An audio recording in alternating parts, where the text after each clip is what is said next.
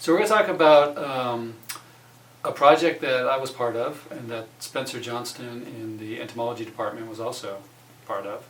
There's a large group of scientists that sequenced the genome of the common bedbug. Bedbugs are a big pest. They're very small insects that have been associated with humans for a long, long time. They're unique in that they only feed on blood, and usually human blood. They will feed occasionally on some pets, and maybe some birds, but mostly they specialize on human blood. And they come out at night when you're asleep and feed on your blood.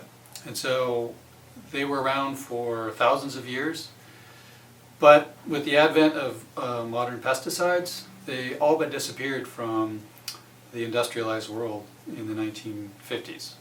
But in the last 20 years, they've come back. They've come back with a vengeance, and they're very prevalent. They're all over the news. They're in all 50 states here in the U.S., and they're especially prevalent in low-income housing and in housing for the elderly. So there are different explanations that have been proposed.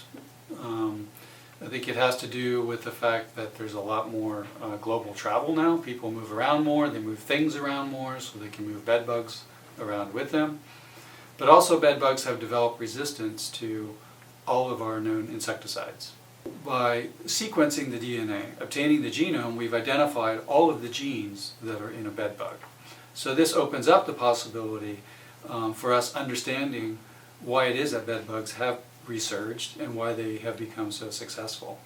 And in knowing that information, it provides us the chance to go in then and target specific genes to control the bedbugs.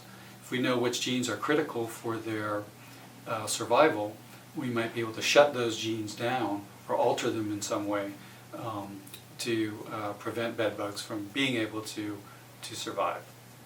Having the genome is a valuable resource that any researcher in the world has access to.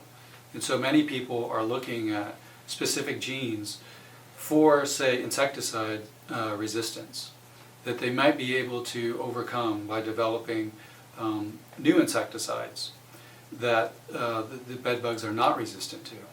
This whole approach of targeting genes in organisms for their control is an approach that's being used across the spectrum in agriculture and urban entomology as a new and exciting opportunity for controlling pest species.